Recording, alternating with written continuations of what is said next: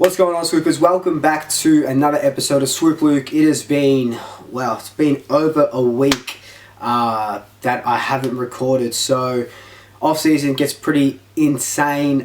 There's not really any structure to the off-season, but trades are done. Let's roll this intro and get straight into it.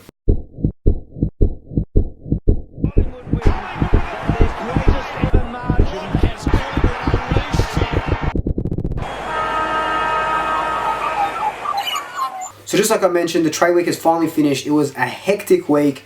So let's break it down a little bit. What we gave away, what we got, and how it looks like going into the draft and going into 2020. So let's talk about what we gave away first. First off, the biggest fish in what we did lose was James H. And in that preliminary final against the Giants, that was his 50th game for Collingwood. Obviously coming from Brisbane, I think he was a pick 7. He was proving me wrong this season. I was a real naysayer of him, if I'm being super honest with you guys. But I feel like before he got that shoulder injury against GWS in the normal home and away round, he was really shaping up to be one of our better defenders. And, you know, he wasn't the best user of the ball, but he was putting his body on the line and he was really committing to our cause. But you can see why we did trade him out. Yes, okay, the salary cap issue, you know, if it is an issue.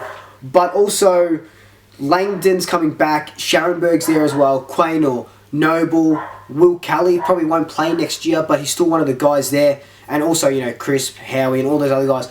I think Aish was further down the pecking order than Langdon if he came back, and Scharenberg. So you can see why they gave him away. And yes, eases up salary cap tensions. We also gave away pick 56 and pick 69 in this draft and 2020's third round pick, which only leaves us with pick 35, 62 and 74 in the draft at the moment. Yes, you can, you know, try to trade up to the draft, you know, towards draft day or on draft day, but that's our indicative draft order at the moment. What we did get, Darcy Cameron. He only played one game for Sydney, but was named in the All-Australian in the NEAFL a couple of times.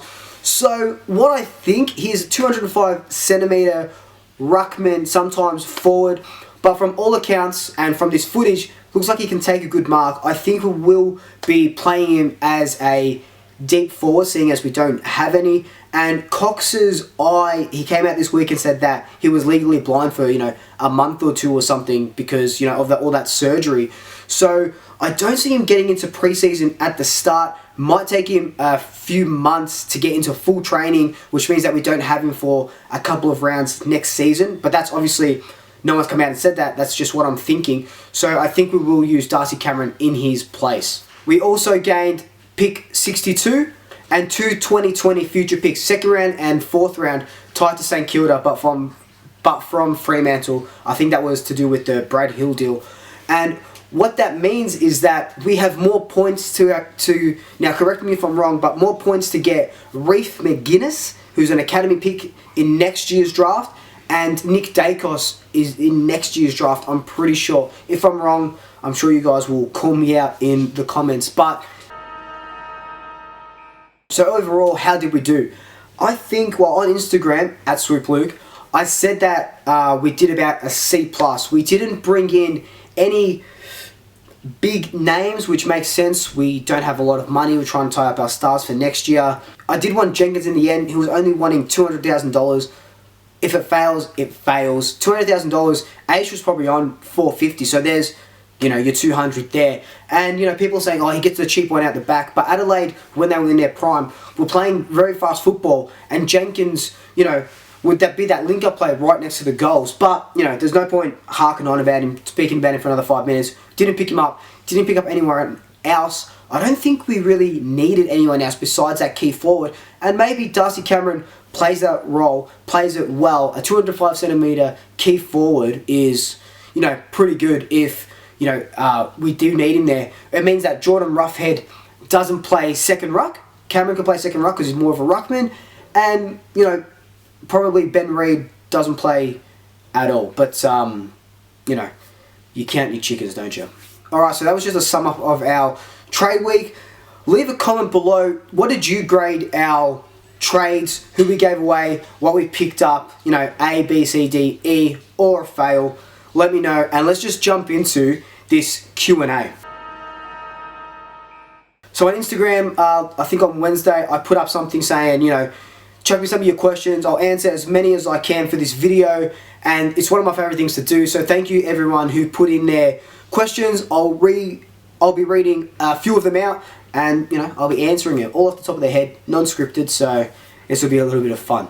So YBN_GEO5354 asks, did you actually think Jordan will leave? I didn't think Jordy would leave. I put up that post and there was all that talk about him going to North Melbourne.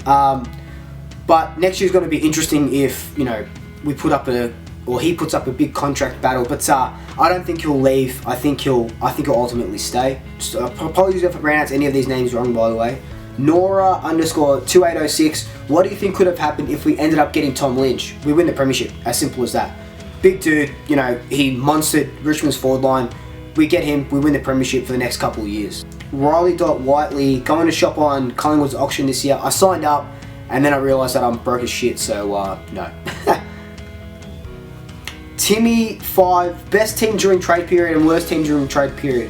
Alright, so let's start off with the worst team, Carlton. Literally Carlton, they get a big fail. I'm sorry if you're watching this Blue Abroad, but Carlton get a huge F for me. Didn't get Tom Papley, didn't get Jack Martin. Picked up that dude from Hawthorn who is just a backup ruckman, and picked up 33-year-old Eddie Betts, which, you know, Eddie Betts, not in his prime, but he could be okay, but still 33 years old. Didn't get any of the targets they wanted. Pushed back a little bit in the draft as well, so they get a big F for me. But the winners, St Kilda and probably the Bulldogs, but I think St Kilda more so. They picked up every single guy that they wanted to pick up. That dude from Port Adelaide, Howard, could be one of the better defenders next year. Paddy Ryder, boost their ruck stocks. Zach Jones, who else did they pick up? Brad Hill from Fremantle, amazing get. And Dan Butler from Richmond. So there will be ones to look out for. And also the Western Bulldogs, Josh Bruce, Alex Keith, a bunch of other guys. Yeah, they did amazing and they both get A's for me. Positive AFL News asks, do you think Dugai will take the higher offers next year or stay? I think he'll stay. We're so in a premiership window that it's not even funny anymore. We're going to win one in the next 2 years. So he'll stay, definitely. Levi_Suda_6 said, who do you think the most consistent midfielder for the Pies is? And I think, especially this year, was Scott Pendlebury. Even with a broken finger, he was just consistent. He's a Rolls Royce. I say it all the time. Everyone says it all the time. Definitely our most consistent midfielder. It's Geordie_Bots asks, if you could have any AFL player join Collingwood, who would it be? So I'm going to be really obvious here. Need a key forward. I'd get Cameron because he's in his prime, or I would have Ben King join us from the Gold Coast. He kicked 4 or 5 goals against us when we versed him earlier in the season. I think that he would be just amazing to have, you know, a couple seasons in the gym, put on a little bit of muscle, but he's going to be amazing for the Suns, you know, and hopefully they do make finals soon, and he was going to be pivotal to that. So those would be one of the 2 players that I would bring into our team. Grace Cronan says, thoughts of how our team are going to go next year? Bit too early to call, but 2020 flag pies. Hot Pies Army asks, do you think Collingwood can develop Darcy Cameron into a damaging tall forward? Literally just talked about this, but yes, I don't know about damaging, but I think we will develop him into a tall forward. Takes Cox's place, takes Ben Reed's place. Just needs to get a little bit bigger, but yeah, he'll command that forward line. Zoe Rombodos, apologies if I got that wrong, says, what do you think of Nathan Buckley? Do you think he's leading us to being unsuccessful? So I don't think Bucks is leading us to be unsuccessful. Yes, we haven't had a lot of success with him, but in my honest opinion, I don't think if we miss out on, I don't think we're going to miss out on finals, but if we miss out on win the grand final next year, it was going to be Buckley's last year. I think his contract's up. Who I would love and who's looking a little bit likely is Scott Burns, former captain, Collingwood great, he's doing good things, you know, West Coast and stuff. I think that he will be our next coach. But no, I don't think Buckley is leading us to being unsuccessful. I think we wasted too many years, especially after 2011, trying to rebuild and stuff. I know every club rebuilds, but we just wasted our dynasty or however you want to pronounce it.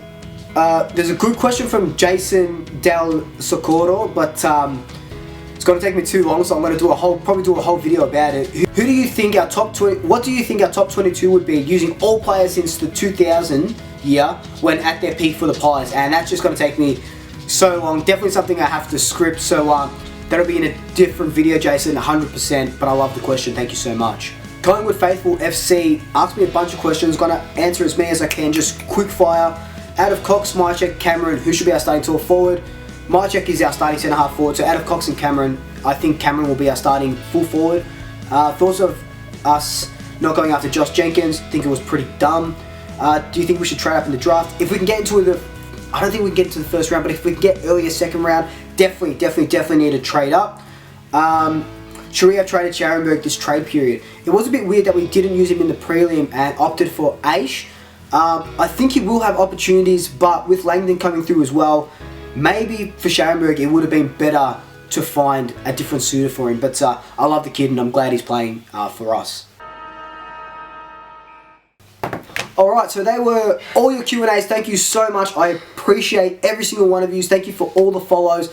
This has just been a quick sort of update video, you know, of the trade and of the Q&As. So thank you so much for watching. I really do appreciate it.